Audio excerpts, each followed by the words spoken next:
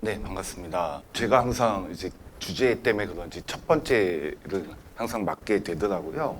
그래서 지난 한 1년 전쯤에 한번 했던 얘기인데 조금 업데이트를 좀 더 해가지고 전에는 이거 PPT 만드는데 좀 손이 많이 갔는데 젠스파크한테 떠넘겼더니 5분 만에 끝내더라고요.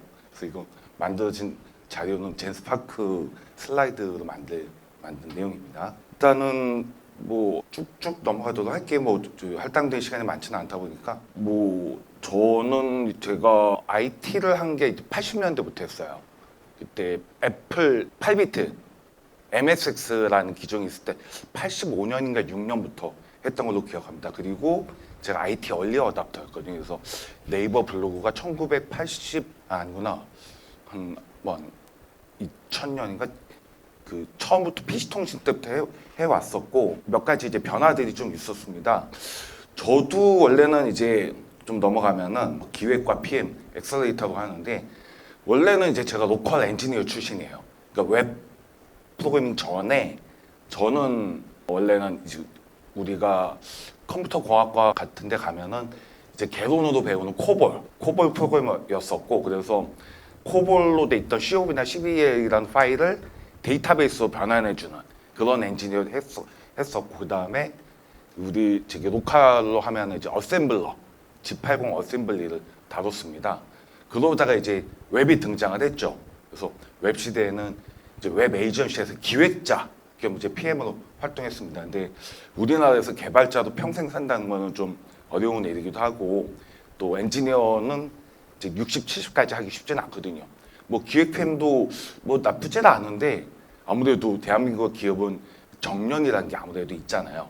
그래서 저도 좀 더 공부하고 그래서 뭐 컨설턴트 활동하다가 이제는 그 IT 지식을 가지고 이제 엑셀러레이터라고 하는 투자 쪽까지 넘어오게 됐습니다.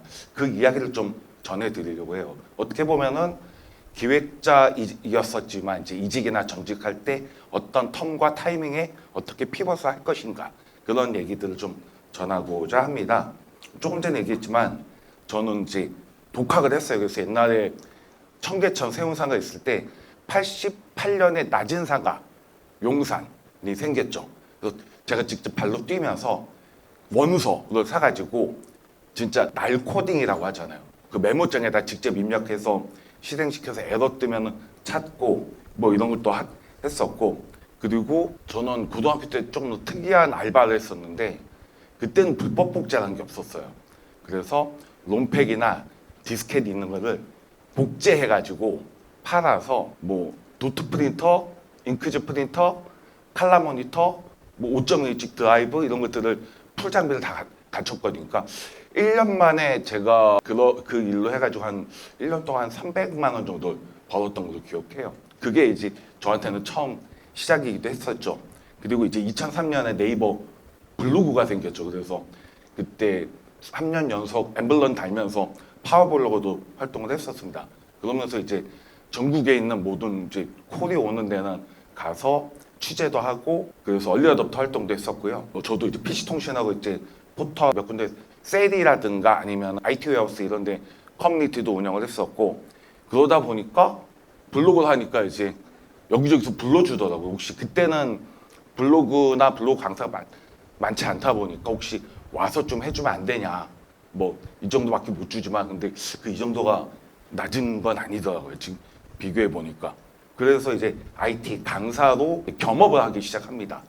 근데 지금 여러분들도 이제 기획자로 활동하시지만 재밌는 게 여러분들의 경험을 그냥 직장만 다니는 게 아니라 요즘에 이제 이직하려면은 포트폴리오도 필요하지 않습니까? 근데 거기 포트폴리오에는 내가 했던 글만 쓰잖아요. 그 증명이 잘 되지는 않아요. 그러니까 그 했던 만약에 우리 회사에서 어디 업체하고 계약해하고 그 기관하고 하면은 우리가 나중에 조금 팁 하나 더 드리면은 의뢰를 줬던 업체한테 내가 어떤 업무로 언제부터 언제까지 총 몇 시간 어떤 파트 몇 프로의 어떤 능력 발휘를 했었다라는 걸 해갖고 혹시 도장 하나 찍어달라고. 쉽게 말하면 경력 증명서예요. 그게 회사에서 주는 게 아니라 클라이언트한테도 받는 거. 그러면 이제 그걸 추가로 첨부하면은 내 소개가 증명이 될 수 있어요. 그리고 그런 걸 좀 잘 쌓으면은 겸업이 가능합니다. 강사나 컨설턴트로 활동할 때 훨씬 도움이 될 수 있어요. 이직할 때라든가. 그래서 저는 그 타이밍을 놓치지 않고 피벗 3번, 4번 해왔어요. 그래서 개발자였다가 기획자였다가 그다음 강사 컨설턴트 이제 그걸 좀 실력 인정 받아가지고 제안이 와가지고 투자를 받고 저도 엑셀레이터로 활동하기 시작한 거죠. 그래서 저는 타이밍을 잘 잡아왔다고 생각합니다. 조금 전에 얘기했던 부분이거든요. 그래서 베이스가 일단 좀 중요하다고 봐요. 기획자건 개발자건 누구건 남들하고 똑같은가 아니면 남들보다 앞서가는가 또는 남들과 뭐가 다른가. 네, 그런 부분에서 나만이 갖고 있는 스킬이라든가 보통 우리가 그런 얘기 하죠. 나중에 면접 볼 때 보면은 너만의 장점 또는 뭐가 또 혹시 단점이 있는가. 그럼 극복하려고 어떤 노력을 했는가. 그래서 저는 제가 그때는 밤새 가면서 이제 누르기도 했었고 옛날엔 PC통신 삐삐지직 했잖아요. 그걸 받는다고 5시간, 6시간 받아요. 받아서 또 분석하고 전 어셈블링을 했었으니까 에디터도 그걸 다 뜯어서 뒤져봅니다. 그래서 한때 우리 바이러스 걸렸을 때 그 바이러스 복구하는 것도 그렇게 독학으로 막 배우고 그랬었어요. 그러니까 그런 질풍노도의 시기 참 젊었을 때 객기였죠. 좋아서 어제는 제가 개발자 네트워크를 갔다 왔어요. 지금 이직하려고 하는 친구가 있는데 좀 대기업이라든가 외국계 기업 뭐 구글이나 뭐 몇 군데에서 제안이 오는데 그 친구는 연봉 낮아도 좋아서 시작했고 그래서 이제는 좀 이제 자기 위치 찾아가고 어느 정도 정당하게 꽤 많은 보수를 받을 수 있을 정도가 되긴 했거든요. 그러니까 요즘 이제 그런 친구도 보면은 자기가 이제 기본 베이스하고 어디서 어떻게 경력을 쌓았느냐가 되게 도움이 많이 될 수 있다는 것을 알게 된 사례인 것 같습니다.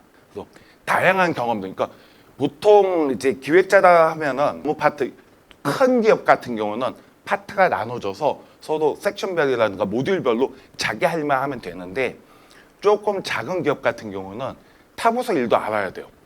그래서 에이전시 좀 작은 경우는 부서마다 많이 싸우는 경우가 있거든요. 왜 싸우냐면 타부서를 이해 못해서 보통 영업 파트에서 물고 오면은 관리 파트나 이쪽에서 기획자한테 넘겨줘서 작성을 해갖고 개발자랑 디자인 주면은 이제 이게 폴더에 넣으면 같이 병합이 될 수 있게 되는데 이게 디자인 팀에서는 우리 디자인에 맞춰 개발자는 우리 개발 폼에 맞춰 이러는데 그 중간 역할을 어떻게 보면 기획자가 하는 거잖아요. 그러면은 양쪽 부서의 일들을 어느 정도는 알아야 되는. 근데 그걸 굳이 100%까지는 몰라도 돼요. 만약에 기획자를 다른 걸로 대체한다 그러면은 중국집의 관리자라고 볼 수 있어요. 요리를 못해도 장사는 할 수 있잖아요. 근데 그 주방장이 갑자기 나가버리면 텀이 생기고 이탈률이 생기면은 고객이 떨어져 나가요. 그러니까 사장이 어느 정도 기본은 할 줄 알아야 된다고 보는 게 기획자의 역할이라고 좀 볼 수 있어요. 제가 볼 땐. 그래야 조금 만약에 이직할 때도 작은 데 있다 큰 데 가면은 그 작은 데서 기획 일만 해서 어디까지 해봤어. 그래서 그 범주가 있잖아요. 며칠, 몇 시간, 몇 명에서 몇 프로의 역할을 했는가. 이게 공공 프로젝트 나라장터 입찰용이나 공국 쪽 들어가면은 퍼센테이지 되게 많이 따져요. 역할의 범주하고 비율. 그거에 따라서 네가 어떤 책임까지 졌는지 그런 파트를 좀 어느 정도 이해하는 것들이 필요하다고 생각합니다. 이건 아까 좀 한번 얘기를 했었는데요. 저도 이제 커뮤니티를 하면서 되게 많은 경험을 했어요. 그래서 제가 요즘은 잘 안 쓰는데 시삽, 시스템 오퍼레이터로 해서 커뮤니티 운영하고 1년 스케줄을 다 짜버립니다. 매달 거의 대학교처럼 워크샵, 세미나, 티, 그리고 뭐 사례 발표, 서로 이제 장단점 분석, 스터디도 하고 그런 걸 두루두루 하다 보니까 이제 행사 기획하는 것까지 생각해서 저도 요 뒤에 또 있겠지만 다양한 좀 행사 경험도 많이 해보게 된 케이스라고 봅니다. 그래서 그런 이제 노하우들이 좀 쌓이다 보니까 저도 이제 불러주는 게 꽤 되고 그래서 지금까지 강의만 한 일단은 세보진 않았지만 한 유료 강의 100번 넘게 하고 한 몇백 번 됐겠네요. 최장 코스는 한 240시간 중에 한 명이 한 40%까지밖에 못해요. 하루 8시간씩 2주 풀타임으로 뛴 적도 있어요. 2주 풀타임 뛰면은 제가 그때 1등급 했으니까 2주 딱 강의하고 1,000만 원 들어와요. 진짜로. 단타로 가면은 한 1,000명 상공회의소에 한 1,000명짜리 강의에 1시간 딱 뛰면은 일단 기본 30 주고 그렇죠. 단타의 경우는. 그리고 기관에서 부르면은 그 소상공인시장진흥공단의 재창업 패키지 이런 거 있거든요. 하루에 160만 원 받는 경우도 있어요. 그러니까 아까 얘기했듯이 자기 그 커리어를 잘 쌓고 이력을 잘 만들면은 짬짬이 고동 그렇게만 불려서 가도 무시 못하는 경제적 효과를 볼 수 있다는 겁니다. 그러다 보면 이제 우리가 갖고 있는 문제들이 여러 가지가 있어요. 그래서 기업의 문제점을 해결해 주는 부분들. 그래서 예전에는 지금 기획자들이 보통 영업자나 회사에서 일을 주면 그 파트만 하는데 요즘에는 기획 PM의 경우는 회사에서는 관리 파트에서 저는 이제 그 나라장터 입찰 용역 그 제안서도 직접 다 써요. 발표도 직접 다 했습니다. 그래서 따오면은 그 다음에 기획 겸 이제 PM이 투입돼 가지고 딜을 또 해야 되잖아요. 이제 주간, 월간 어떤 개발을 위해서 PM은 미팅을 하고 저는 그때 이제 스토리보드를 그렸어요. 파워포인트로. 그래가지고 개발자가 들어갈 이제 모듈하고 디자인이 들어간 모듈을 다 그려서 양쪽 파트에 주는데 거의 매일 이제 업체하고 미팅을 합니다. 왜냐면 6개월간 거의 상주를 하기 때문에 30 바인더 14 그 7cm짜리 14권을 6개월 동안 작성을 했어요. 그러니까 매번 미팅하면서 수정할 거 수정하고 또 넘기고 또 오류 발견하면 넘기고 또 이거 바꿔주세요 바꿔주고 그래서 6개월 동안 우리 마더는 그때 삼성 SDS가 건강심사평가원 있죠. 그게 77억짜리인데 절반이 장비 비용. 그럼 나머지 한 35억, 40억 정도가 그거 인건비인데 이제 마더사가 절반을 가져가요. 한 20억 정도. 그럼 나머지 한 7개 업체에 한 70명이 투입돼서 나머지 금액 갖고 개발하고 저기 TTS 작업하고 백엔드 작업하고 프론트 서버 쪽 뭐 이렇게 한 7개 업체가 나눠져서 그중에 저는 이제 인터넷 업체 뭐 지금은 좀 사라진 소프트밴드 퓨즈라고 하는 꽤 유명했던 업체가 있는데 거기 PM 출신이거든요. 그래서 그런 이제 다양한 경험들을 저도 많이 하고 그때 저도 입찰 영역 제안서 쓰고 업체 미팅하고 그 전방위적인 걸 전 다 했었거든요. 그러니까 거의 진짜 그 올인원 뭐 플레이어 올라운드 플레이어라고 부를 수 있었죠. 그래서 그 뒤엔 저도 에이전시를 직접 창업하기도 했었습니다. 근데 민간에서 B2B로 하는 거는 되게 힘들더라고요. 차라리 B2G가 훨씬 나을 것 같더라고요. 근데 이제 그럼에도 불구하고 약간 아쉬웠던 것들이 아무래도 이제 제 프로필이라든가 아니면 이직하거나 할 때 아무래도 저는 왜냐면 제가 공고 출신이었어요. 전기과. 그리고 대학교를 집안 형편상 바로 진학을 못하고 붙었는데 집에 돈이 없대요. 그래서 삼복컴퓨터 다니면서 모아가지고 방송통신대학교 컴퓨터공학과를 다녔거든요. 거기는 시험 보자는 무조건 100%. 학사학위 봤는데 6년 반 걸렸어요. 되게 오래 걸렸죠. 그걸 30대 했습니다. 근데 이제 좀 괜찮은 회사 들어가 미팅하면은 항상 학력 문제, 또 회사의 경력 이제 이직하면서 이제 거기서 좀 역할이라든가 굵직한 거 몇 개 빼고는 다 좀 잔잔해. 보통 대학교 페이지가 1억 5천 2억 정도밖에 안 되고 구청 홈페이지가 한 5천만 원 정도밖에 안 되겠죠. 저희 회사가 뭐 송파구청 구청 홈페이지 싹쓸이 다 하고 대학교 홈페이지 싹쓸이 다 해도 안 쳐줘요 별로. 그거는 이제 너무 뻔한 프로젝트들이라 그들이 원하는 것만 그냥 맞춰서 찍어내주는 거거든요. 너희가 먼저 제안해서 뭔가 크리에이티브한 걸 만든 게 있느냐, 그런 크리에이터로서의 기획자의 능력을 한 게 있느냐, 그렇게 치면 별로 한 게 없어요. 그냥 월급 받고 일만 한 거다 보니까. 그래서 조금 더 나의 가치를 높이는 방법 없을까 해가지고 마침 그때 누가 제안이 와서 이제 석사를 이제 진학을 하게 됐죠. 근데 이제 직장 다니면서 석박사가 다니기 쉽지는 않거든요. 그래서 일반 대학원 절대 못 가고 특수대학원이죠. 야간대학원, 호서대학교, 창업대학원에 이제 장학금을 좀 그때는 국책과제 창업선도대학이라 해서 7년 동안 45억을 지원해 줬거든요. 그러니까 학기당 300인데 이제 열심히 학교 활동해서 50% 150만 원 장학금 받아가면서 그래서 석사 마치고 그냥 스트레이트로 박사까지 다 해버렸어요. 5년 동안. 그게 이제 40대입니다. 제가. 전 먼 길 돌아왔어요. 되게. 제가 고등학교 때나 대학교 때 그다음에 20대 때 직장 다닐 때는 내가 이렇게 살아도 될까?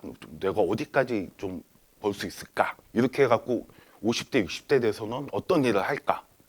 그때 가서 뭐 이제 이직도 안 되고 그러면은 뭐 경비원을 해야 되나? 그래서 그때는 막 다른 자격증도 따볼까 해서 택시 면허도 따놓고 화물 면허도 따고 그랬어요. 진짜로. 근데 다행히 이제 계속 피벗을 하다 보니까 좀 기회는 오더라고요.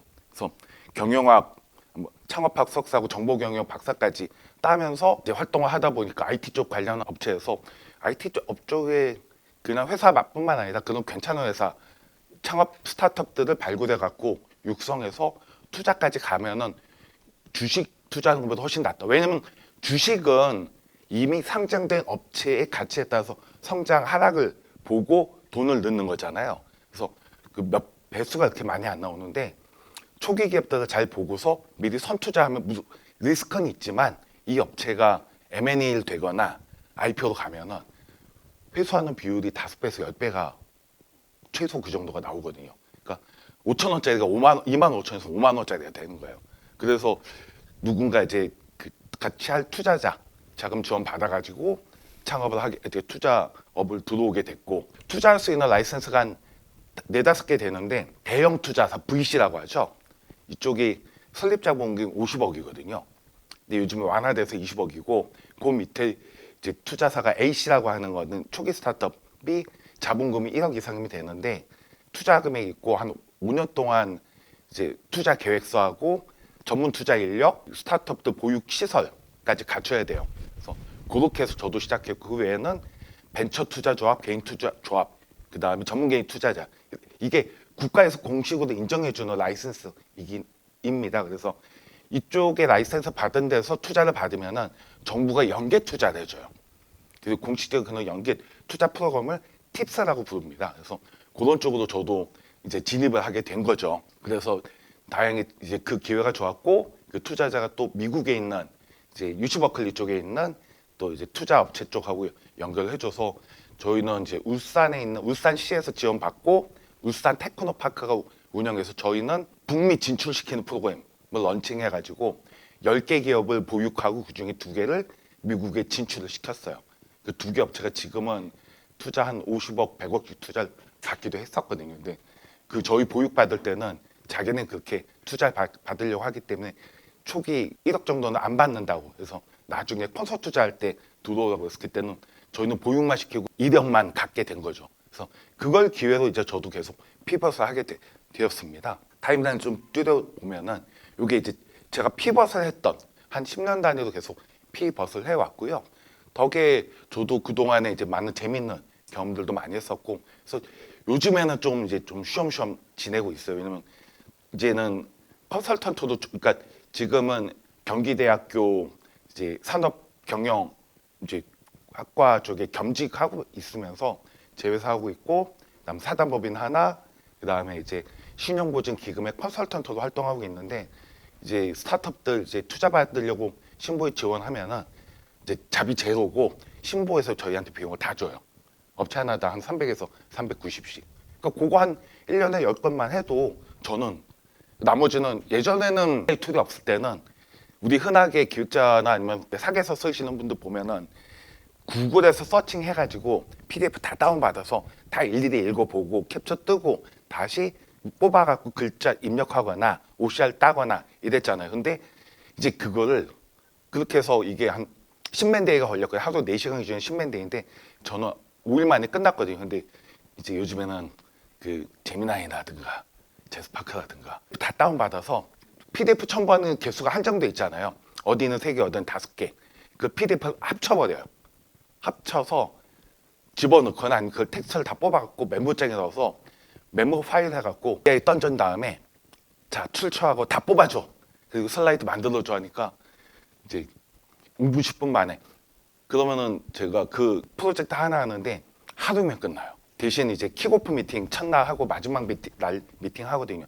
일정은 10일로 다 입력을 해놔요. 그러니까 한 달에 할 수 있는 게 주말 포함해서 3건까지 가능한데 실제 그게 일주일도 안 돼서 3건을 다 끝내니까 나머지는 놀아야죠. 아니면 이제 다니면서 카페도 다니고 아이디어 발굴도 하고 동업종은 안 만나요. 이기종종 만나면서 다양한 이야기 들으면서 이제 조만간 또 키벗을 또 어떻게 할 것인가. 그러니까 미래를 내다보고. 그러니까 어떤 분들은 지금 당장 눈앞에 또는 1년 앞을 내다볼 수 있지만 회사의 사업 계획서도 마찬가지인데 단기적, 중기적, 장기적 여러분의 나의 미래는 나의 중기적, 장기적 미래는 여러분의 30대는 40대는 50대는 60대는 어떻게 지낼 것인가 좀 더 빠른 은퇴도 가능한 거죠. 저도 이제 여러 군데 좀 챙겨놓은 게 있어가지고 이제 이 업체들이 M&A나 IPO 가면은 이제 저는 이제 빨리 은퇴를 할 예정인데 그때는 그냥 뭐 학교에 이제 재능 기부로 해서 저희 신설 요청을 하려고 해요. 무보수로 한 학기를 내가 책임질 테니까 요즘에 학생들 보면은 졸업하고 취업하는 거 좀 쉽지는 않지 않습니까? 근데 방법은 있더라고요. 그러니까 저는 그 정부과제 예창패라든가 29세 미만이면 세계 최초. 그래서 그 통과돼갖고 1년밖에 안 되거든요. 평생 할 필요 없고 사업은 정부과제 사업은 12월까지만 딱 끝내고 그걸 포트폴리오 삼아서 내가 창업을 해서 정부 자금 지원받아서 A to Z를 다 해봤어. 근데 이 내가 했던 일이 너희 회사하고 잘 어울리는 것 같아. 그러면은 입사할 때 그 1년의 경력이 3년 재직했던 경력하고 맞먹어요. 근데 그런 거 몰라요, 사람들이. 학생들은. 공부해서 취업하는 게 우선이니까. 취업 경쟁률 되게 높잖아요. 1000대 1 막 이렇게 되죠. 그 과제 경쟁률은 10대 1에서 20대 1밖에 안 돼요. 그리고 그것도 제대로 상담받고 교육받아서 사업 계획서 쓰면은 그 세계 최초라든가 예창패는 눈높이가 똑같아요. 한 번도 사업을 안 해봤기 때문에. 초창패는 3년 미만이라서 키높이가 다릅니다. 그럼 똑같이 기획자로서 여러분이 이직하거나 또는 다른 데로 전직할 수도 있어요. 기획자가 좀 할 수 있는 것들이 이제 뭐 PM부터 올라운드 플레이어부터 해가지고 스타트업 같은 경우는 뭐 2년마다 보직 변경도 가능하거든요. 그러니까 그런 식으로 다니면은 뭐 어제 만났던 개발자도 지금 계속 이직을 좀 하고 했는데 토스 초창기에 한 20명 있을 때 들어갔어요. 거기서 이제 지금 몇백 명까지 컸잖아요. 그러고 나서 지금 이제 구글이나 딴 데 러브콜 오는데 어디를 갈지 고르고 있대요. 지금. 그 친구는 30대 중후반 정도 된 친구인데 여러분도 이제 여러분의 미래를 이제 선택할 수 있는 범주가 되니까요. 그래서 뭐 지식의 이제 공유와 확산을 쳤을 때 저도 많이 이쪽으로 해왔지만 이제 아까 뭐 시간 좀 제약이 있는 것 같아서 이건 다 얘기 드렸고 뭐 여러분들한테 좀 얘기할 수 있는 부분들은 아무래도 사이클 정착이라든가 고도화 쪽 내가 하고 일은 하고 있지만 하루에 한 30분 1시간씩만 빼가지고 본인을 위한 포트폴리오 정리해 주는 거. 왜냐면 회사 다니면서 일 바쁠 때는 신경을 못 쓸 수 있어요. 지나고 나서 챙기려면 못 챙겨요. 여러분도 한 달 전 거 정리하라고 하면은 머릿속에 잘 안 들어올 수 있거든요. 우리가 업무일지 쓰듯이 일일, 주간, 월간을 회사를 위한 게 아니라 나를 위한 거, 나의 미래를 위해서 요약 정리하는 거. 그럼 그걸 모아가지고 월 단위, 분기 단위, 연 단위가 정리가 가능하잖아요. 그럼 타임라인을 만들 수가 있어요. 미리 준비해야 유리해요. 그리고 회사에서도 미리미리 받을 수 있는 거는 증명을 받아놓는 게 좋아요. 뒤늦게 받으려고 하면 쉽진 않습니다. 이건 건너뛰고요. 그래서 제가 조금 전해드릴 부분들은 PM 역량 쪽 프레임워크 쪽인데요. 요 앞쪽부터 이건 뒤로 갔다. 이게 이제 마무리 쪽입니다. 이거 거꾸로가 뒤로 가는 게 뒤로 가는 게 잘 안 되는데 이거 혹시 네네네. 요거는 이런 건 뭐 아실 테고 약간의 뭐 파트마다 좀 다를 겁니다. 핵심 관리 영역 쪽이 있고 그래서 자기에 대한 이제 업무적으로 할 수 있는 것도 있고 그 다음에 계획 실행하고 성과 측정 어떻게 보면 프레임워크하고 도구 기획자 쪽에서는 이쪽이 좀 주로 많이 비중을 많이 차지하잖아요. 그래서 이걸 어떻게 관리할 것인가 그 다음에 맨 처음부터 계속 얘기했던 커뮤니케이션. 그러니까 얘기를 듣는 것도 중요하지만 먼저 얘기하는 것보다 들어야 되는데 들어서 알아야 되잖아요. 용어를. 그러려면은 어느 정도 이제 미리 이해하고 있는 게 중요하죠. 결론적으로는 이제 이쪽 파트가 중요한 요소입니다. 그래서 뭐 이쪽은 어느 정도 알 테고, 그렇죠? 기획산출을 할 때 뭐 요 로직은 어느 정도 아시는 분도 계실 거예요. 그다음 PM 도구들도 있는데 요거는 뭐 굳이 제가 크게 설명 안 드려도 될 것 같고요. 그래서 뭐 요거는 이제 제 쪽이 얘기지만 여러분들도 만약에 그 이력 외적으로 포트폴리오 할 때 퍼스널 브랜딩이라고 하잖아요. 그럼 본인이 어디 이름이 노출됐거나 어떤 성과가 있거나 책도 단독으로 안 써도 돼요. 공조돼서 기획책 하나만 써도 그것도 하나의 포트폴리오가 됩니다. 가산점 받을 수 있어요. 뭐 또는 업체에서 내가 참여했던 과제가 수상을 할 수 있잖아요. 그럼 거기에도 본인 이름이 같이 거론되게 만드는 거야. 그럼 그게 뉴스에 검색되면 나오면 이게 다 포트폴리오가 될 수 있습니다. 이건 제 이제 포트폴리오였고요.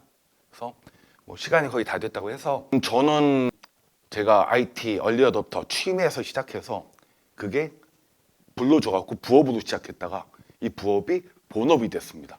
그리고 지금은 계속 피벗하고 있고, 그래서 저도 기획은 문제정에서 시작이 됐지만 PM은 실행으로 완성한다고 멘트를 남기면서 마무리하도록 하겠습니다. 감사합니다.